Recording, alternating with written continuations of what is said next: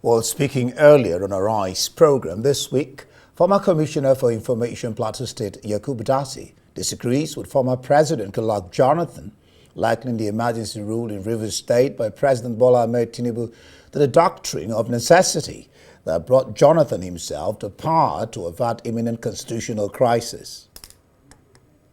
Due respect, I want to say that even the former president that spoke, when he came into power, there was no law. It was a doctrine of necessity that was introduced to bring him to power. So it was not in line with the Constitution. So do you foresee this as another No, what I'm saying is he's a beneficiary of the doctrine of necessity.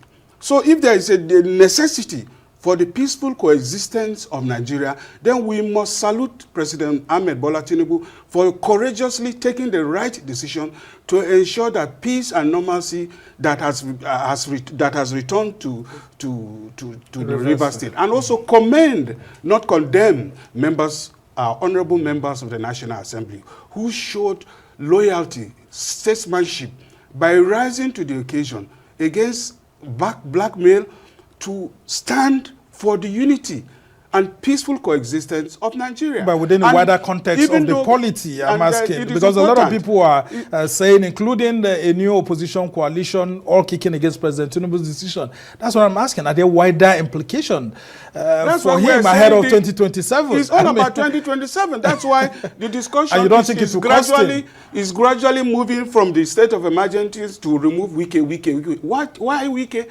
Because he's a performing minister? All because he's the star minister of this administration? No.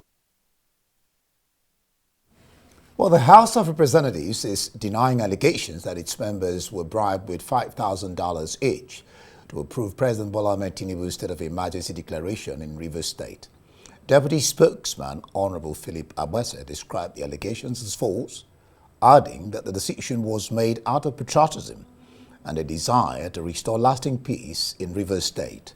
He emphasized that the House of Reps remains an independent institution guided by democratic principles and the collective will of the Nigerian people. The lawmaker also highlighted that the House made key adjustments to the President's emergency proclamation before ratifying it. Some of the adjustments are that the National Assembly would take over legislative duties of the Rivers Assembly during the state of emergency, that the state of emergency can be lifted earlier than the initial 6-month period if the parties involved resolve their differences, and a committee comprising eminent Nigerians, parliament members, and executive council members will be formed to facilitate a peaceful resolution.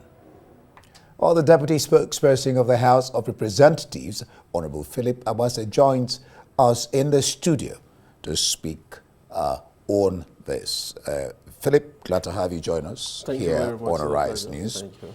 Well, let's start this way. So what will you tell Nigerians about the news making the round that lawmakers were induced to approve the emergency declaration? Well, thank you very much for the privilege to be here tonight again, and to equally thank Nigerians for the confidence in the People's Parliament and for their unwavering support all these years that we came on board in the 10th House of Representatives under the leadership of His Excellency Right Honorable Tajuddin Abbas. Nigerians have been quite supportive in what we do and what we have been doing in the Parliament. And this recent event in what we call the state of necessity. First and foremost, before Mr. President took the decision to proclaim the state of necessity in Rivers State, he invited the leadership of the National Assembly, and at that meeting, the executive and the parliament, the leaders of both arms of government, took their time to study some of the security situation report as presented by the security agencies, by the service chiefs and the National Security Advisor. And both leaders agreed that, of course, it was a necessity, for something to be done in Rivers State. Having agreed that something was actually wrong in Rivers State, and the president, having invoked that doctrine of a necessity to proclaim the state of emergency in Rivers State. The letter was read on the floor of the Parliament, and because the president's action had come some hours before that sitting, of course, members in the usual way of parliamentary business embarked on extensive consultations with their leaders, with stakeholders, and with their constituents, on the way forward. Of course, few hours after the proclamation, we saw in the news reactions of so many Nigerians, people speaking for, and some also speaking against the proclamation of the emergency rule. And of course, those who spoke in favor of the emergency rule and those who spoke against it all anchored their reasons, on constitutional point of view. So as a parliament and as a people's representatives, our duty is to take it up from there, because in the wisdom of the Constitution, it was also envisaged that there will be a time like that in the history of our country where there will be contentious issues as to decisions to be made by the executive, and that the people's immediate representatives, who are members of the National Assembly in both chambers, would have the responsibility to further dissect that issue before it can be given life, to come into operation. So what did we do? We consulted, we reached out to our people, we reached out to stakeholders, and we did it across board, looking at political stability of Rivers State in particular and the country as a whole. The security situation as was painted by the security chiefs, presented to Mr. President, and for those who went overboard to equally do their independent investigation. And as a parliament, we came together in our wisdom to say, yes, the decision taken by Mr. President may not necessarily be the best at the moment, but to fine-tune it and make it the best to save the river situation, we propose those amendments. So in doing this, of course, I think $5,000 will be too small for anyone, not even a member of the National Assembly, to first sell his conscience and to sell his people or the interests of the very people that we represent. All right, now you've talked about that.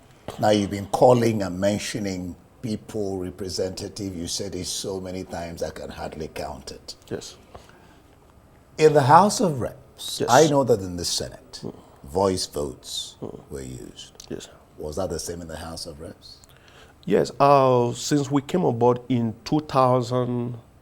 Now, I'm going somewhere. So yes. Was that the same in the House of Reps? Were voice votes used?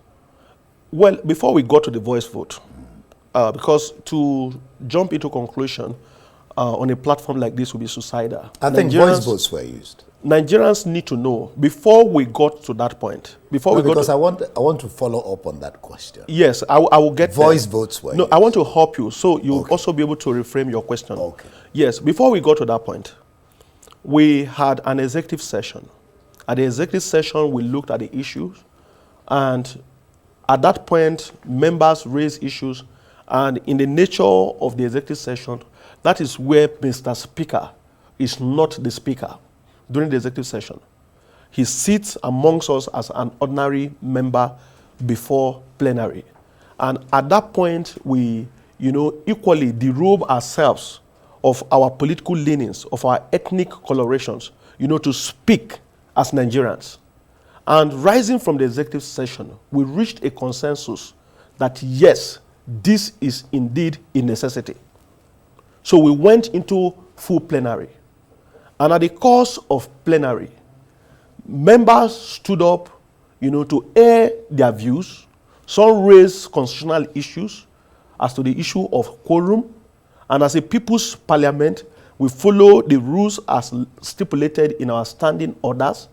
And right there, Mr. Speaker delegated a member of the parliament to carry out, one of the clerks, to carry out a head count and equally look at the register. Then it was confirmed that we had 243 members sitting. And after that, at the executive session, we had also discussed what method of voting should be used in terms of the recommendations that members will come up with.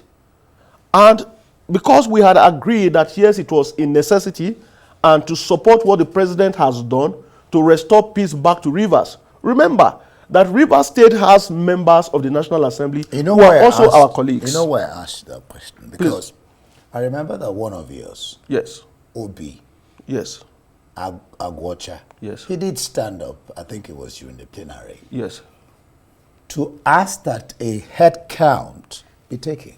yes. You see, the speaker shuts him down. No, Mr. Speaker did not shut him down. When we resume plenary on daily basis, I think Obi Agwocha is also familiar with our practice. This is not like because of Mr. President's proclamation of state of emergency, we should change our rules. Okay. We have established the rules before now that before the commencement of every plenary session, attendance must be taken. Okay. And a head count must be reached before you can commence plenary. We've had a situation where we lost one of our colleagues and members didn't come. Attendance may have been taken, but there was no head count. Was there head count? No, you see, we are honorable members.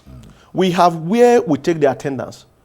Taking attendance, no honorable member is allowed to write or mark attendance on behalf of another member. The sergeant at arms are there, to monitor that members who come in put in their attendance. And we do this on the basis of our political parties. So you have where the APC members take their attendance, you have where Labour Party members take their attendance, so that it becomes easy for the sergeant at arms to identify who is who. So this is our regular practice since we came on board as a parliament. We don't commence plenary and ask for head count. Okay. We do the head count before the commencement of plenary. Fine. Why I was going there is that, like I said earlier, you were talking about representatives of the people, Yes. know. I gather that you're supposed to use, according to the Constitution and your rule, there's supposed to be a count to approve this particular numerically. Even Ireti Kingiwe of the Senate has unequivocally condemned the fact that voice votes were used. They should have been you need 2/3, and that wasn't done. And because the members you were talking about, your people, representatives, want to see how their representatives, each of them, voted, but they weren't accorded that, do I call it honor? Well, you see, it is something that we may look at in the future. But as it stands today, because when we came on board, even the election of the principal officers of the House, when we came on board June 13th, 2023, it was the sergeant at arms, the register used by the sergeant at arms, that members were called for the vote that was used to enthrone the leadership of the House of Representatives. We have established this culture for almost 2 years in the parliament, and having established that culture, we have voted on critical national issues, before now, where Honorable Obi Agwocha also participated. Yeah. And it was voice vote that was used. We voted on the tax reform bills. It was voice vote that was used. We voted on the student loan. It was voice vote that was used. But this is very critical. This is emergency rule. How do you determine who and who voted for or against? Because you need 2/3. So how do you determine 2/3? It's not possible with a voice vote. No, it is. And let me give you a good example with myself. And then you're disobeying. No, we did not. Let me give you a good example. On my second day in the parliament, I brought a motion before the House. The need for government to look at the issues leading to Nigerians leaving the country, particularly the youth, in quote, the Japa syndrome. Yeah. And that motion was defeated. Are you saying that issues like, the sharp departure of our young people out of the country is not as important as the issues? That can be compared to the state of emergency. No, you see. Philip, because you're allowed to move anytime to anywhere. No, you see. You're not even supposed to stop people from moving, really. No. The motion was not to stop people. Okay. The motion was to urge government to address those issues leading to why people leave the country. Well, you can't compare that to No, you see, why people leave? Some people leave as a result of security issues. You are no longer comfortable with where you work in the country. Because of insecurity, you want to go. That is human life. People are leaving because of health issues. People are living for educational purposes. Okay, these are all very important issues. Let me ask you this. Some are saying, I'm sure you listened to that comment coming from the former president, yes, Jonathan, that he's one of the people saying that the president is working against democracy with this action he took in Rivers State. And he knocked the three arms of government, the executive, the legislature, and the judiciary for this. I mean, wouldn't you say that the former president is right when he says knocks the three arms of government, that the president is working against democracy? Well, because he suspended, even if you declare a state of emergency, should you suspend elected officials? You see, former President Goodluck Ebele Jonathan, of course, a highly respected African. He was here at a time in history. He offered his best. But you see, the beautiful thing about government is that the day you leave, government has to move. Yeah. You play your role and leave the rest and for shift. another person. Today we are in parliament. One day we'll also leave the parliament and leave the younger people to also offer their best from wherever we'll stop. Having established that, I think former President Goodluck Ebele Jonathan is entitled, to his opinion. I don't know his view, his relationship with the parliament when he was there. It wasn't very beautiful. You recall how he started when he tried to impose his own choice, Mulikat Akande Adjola, on the House of Representatives. And the members of the parliament at that time disagreed with him. That led to the election of Right Honorable Tambuwa as Speaker. And after that time, former President Goodluck Jonathan, as President, never saw any reason, to make up his relationship with the parliament. So it is possible that he's using his own lenses at the time he was president and what used to be the relationship between his office so and you the think parliament. That the president is not working against democracy with this action? At that time. Now, I think it is too early to judge because the parliament has made very useful recommendations. We as a parliament, we know this current president. We know him as a Democrat. We have had dealings and engagement with him for over 18 months now as a parliament.